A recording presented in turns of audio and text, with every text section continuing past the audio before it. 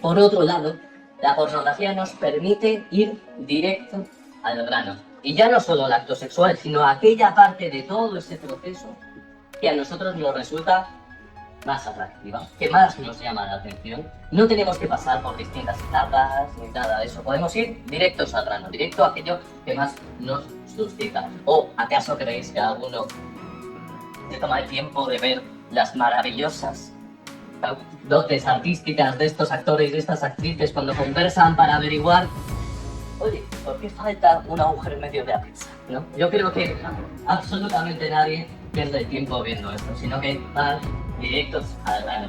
Y por último, y lo más importante, es que la pornografía no nos juzga. No tenemos que cumplir expectativas, no requiere de nuestra paciencia, es todo extremadamente sencillo con ella. De forma que se instaura en nuestra cabeza el mensaje de ¿y por qué me voy a esforzar por ser una persona atractiva, por cuidarme, por conocer cómo funcionan las dinámicas de la atracción y voy a pasar por todos esos momentos que nos generan tanta inseguridad para conocer a una persona y tal vez poder tener relaciones sanas con ella? Si tengo un sucedáneo tan atractivo que puede paliar esa necesidad desde mi pantalla, del teléfono móvil o desde el ordenador.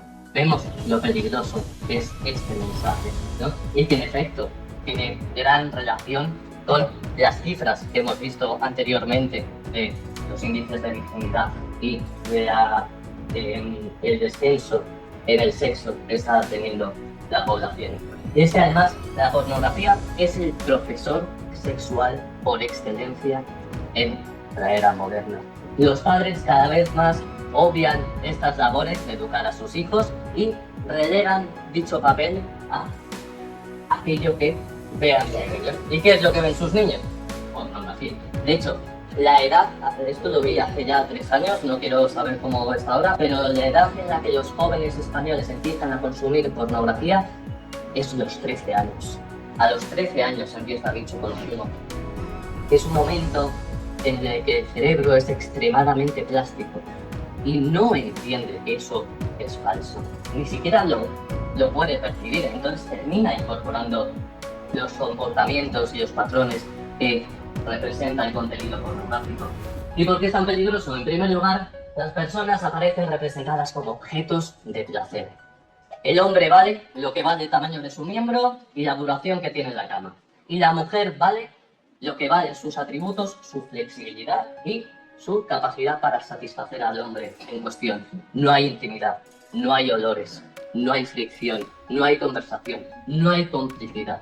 Todo se satina y se suaviza para ofrecer la experiencia audiovisual más estimulante posible.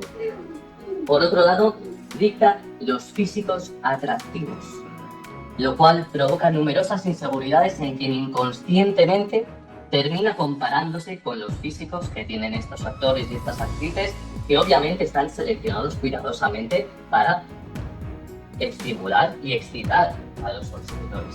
Y por último, establece los patrones a seguir, los preliminares, cuánto van a durar, las distintas posturas, el final adecuado. Parece que la pornografía establece estos patrones y todo aquello que se aleje de contenido pornográfico una vez tenemos sexo real, se vea confrontado, pues vemos que no tiene nada que ver el sexo que tenemos en la vida real con aquel que hemos terminado mamando a través de ese contenido. Además, la pornografía se está volviendo cada vez más refinada. Y estamos pasando a un modelo de pornografía 3.0. El modelo 1.0 era el que, bueno, pues me llama nuestro padre, ¿no?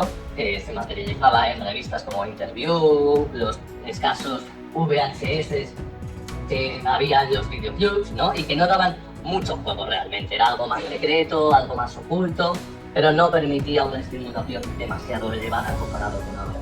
El modelo 2.0 es aquel que ha predominado y que sigue predominando y que se traduce en páginas como Pornhub o el inmensísimo catálogo que tenemos hoy en día con millones y millones y millones de vídeos. Pero ahora, y sobre todo a raíz de la pandemia, se está expandiendo lo que se conoce como pornografía 3.0, que lo que la diferencia de las demás es que existe un contacto, un vínculo entre el consumidor y el creador. Y que se materializa como páginas como OnlyFans. ¿Y cuáles son los dos factores clave que influyen en la expansión de la pornografía 3.0? Pues en primer lugar, la intimidad. Es decir, esa relación que hay con el creador, la posibilidad de poder hablar con él, de solicitarle contenido concreto, ¿no? Hay un intercambio de mensajes de forma que hay personas, realmente hombres, que en sus cabezas se cree que existe cierta relación debido a que pagan suscripciones a estos creadores. Y por otro lado, la exclusividad, el acceder a contenido únicamente para mí, únicamente para los que pagan una suscripción, o para mí, como he dicho, si yo contacto con esa creadora y le ofrezco una remuneración extra para que haga algo solo para mí. Es decir, que el contenido se va refinando lentamente para aportar experiencias que antes la simple pornografía no podía aportar, como era esta intimidad y esta exclusividad. De hecho, os contaré anecdóticamente, y estad atentos a esto porque yo me quedé alucinado. Antes de verano conocí a una chica que trabajaba en OnlyFans, muy popular además, ¿no? Y llevaba años haciéndolo. Y bueno, a mí como me interesan mucho estas cosas, empecé a hablar con ella, tuvimos una conversación y terminó contándome algo que a mí me dejó flipado, o sea, vais a alucinar. Estaba teniendo tanto éxito que ya no le daba tiempo a contestar todos los mensajes de todos los hombres que le escribían. Entonces, ¿qué hizo? Alucinante. Se tiró 2 semanas grabando stock privado, ¿de acuerdo? Fotos y vídeos que no subiría a su página de OnlyFans, sino que los tendría en un stock, a modo de almacén, ¿vale?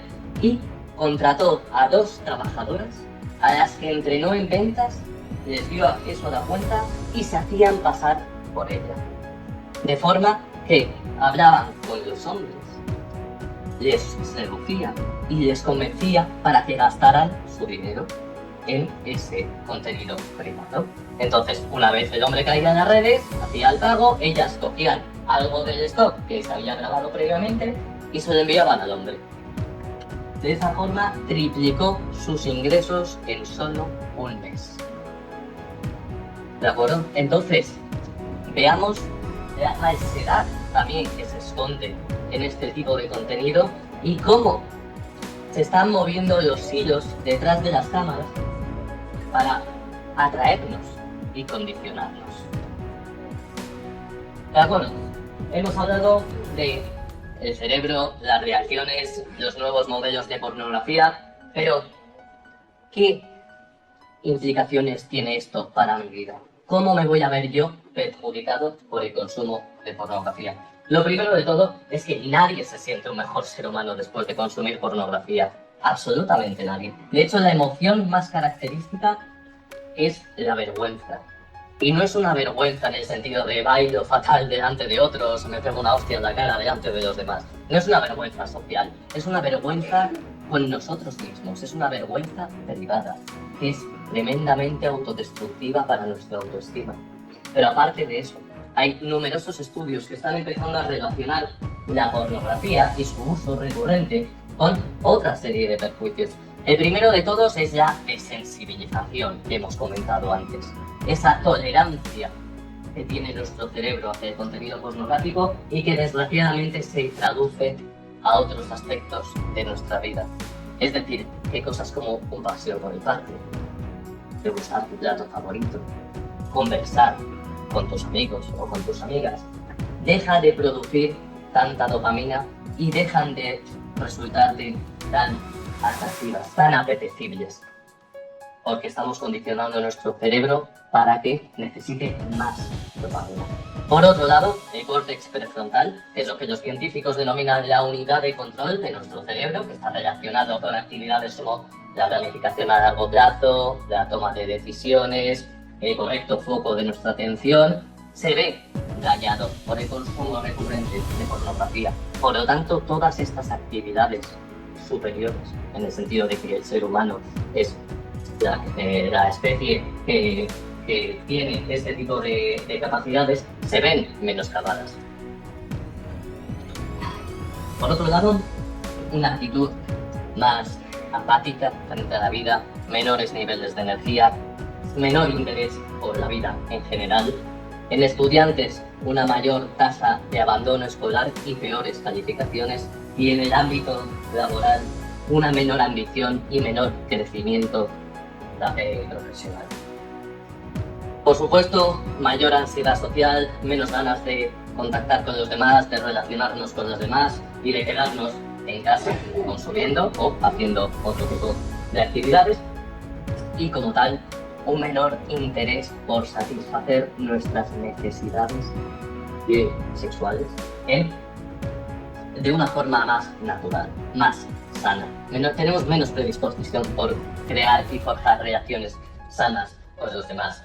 Y en los hombres, y esto, atentos también, mayores probabilidades de padecer eyaculación precoz y disfunción eréctil. Entonces vemos que los perjuicios, y estos son algunos, los más importantes, no son pocos. Yo suelo decir que intentar crecer como persona y tener una vida satisfactoria al mismo tiempo que mantienes tu consumo de pornografía es como tratar de calentar una casa en medio de una ventisca con las ventanas abiertas de par en par. Por mucha leña que tú eches a la chimenea, siempre va a entrar frío. Ahora bien, las buenas noticias, porque todo esto suena muy deprimente, sí.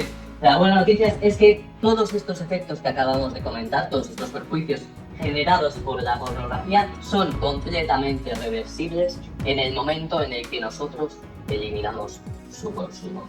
Pero, curiosamente, está tan arraigada dentro de la sociedad y está tan normalizada que muchas personas ni siquiera conciben que se puede borrar ese consumo y que se puede controlar. De hecho, hace no mucho, hace 2 semanas, estaba paseando a mi perro por la calle de mi pueblo, me paré en un paso de cebra y alguien me dio así por detrás, por la espalda, ¿no? Me giré y vi un hombre de unos 35 años más o menos que me dijo que me había reconocido y que quería saludarme y se me puso a hablar y me dijo, oye, ¿crees que, porque he visto tus vídeos de la pornografía, ¿crees que es tan perjudicial, de verdad? Y le dije que sí, que por supuesto que sí, ¿no? Porque por eso había hecho esos vídeos.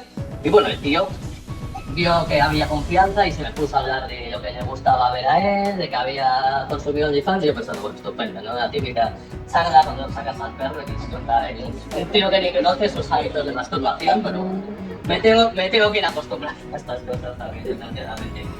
Y bueno, yo le escuché, ¿no? Fui amable con él y demás.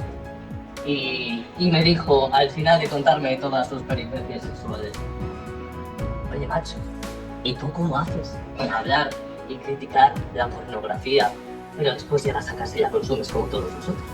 Claro, y yo me quedé así mirando y me dijo, no, tío, yo hace años que ya no la consumo. Se quedó y dijo, va, eso no me lo quedo ni de coña. Y dije, bueno, créate lo que quieras, me despedí y me fui.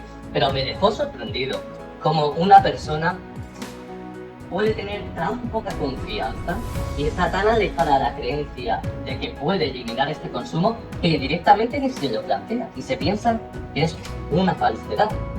Pero los beneficios derivados de eliminar este consumo, curiosamente, solo son perceptibles para las personas que se proponen el reto y se mantienen en ese reto. ¿Y cuáles son? Pues las contrarias, las que hemos comentado en el apartado de perjuicios. Volver a tener esa sensibilidad frente al resto de cosas en nuestra vida, esos paseos, esas conversaciones, esas comidas, de repente nos empiezan a gustar más, empezamos a disfrutarlas más. Nuestro sistema de recompensa vuelve a la normalidad. Y las cosas cambian, y cambian mucho cuando eliminamos este tipo de consumo. Por otro lado, el córtex prefrontal también vuelve a una actividad funcional normal. Por lo tanto, tenemos mejor control de nuestra atención, podemos concentrarnos más, mayores niveles de energía y, especialmente, muy importante, dejamos de ser tan esclavos de la gratificación instantánea y somos capaces de postergar el placer, que en última instancia es la capacidad definitiva para proponernos objetivos superiores y alcanzarlos. También somos más propensos a socializar, la ansiedad social baja, disfrutamos más de las conversaciones, como he dicho, y en general nos da menos pereza quedar con los demás. Las conversaciones saben y gustan mucho más.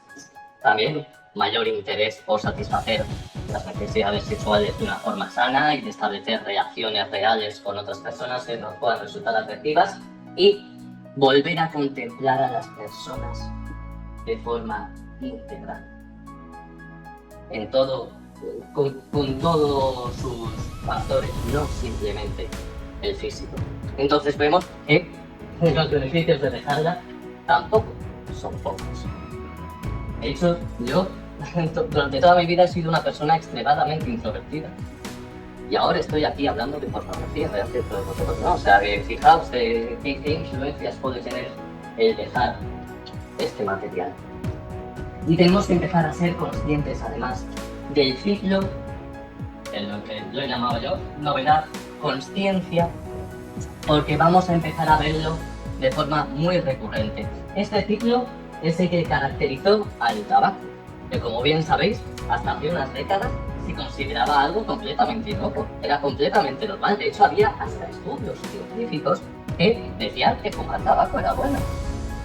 Para que veamos, como hemos comentado al principio, esa incapacidad que tenemos en muchas ocasiones de detectar las cosas negativas en aquellas cosas que nos producen placer. Entonces, ¿en qué consiste el ciclo?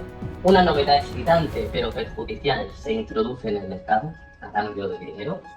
La población, como no conoce sus perjuicios, la adopta y se engancha de forma inconsciente. Lentamente se empieza a estudiar los efectos perjudiciales que dicha novedad puede tener sobre la población.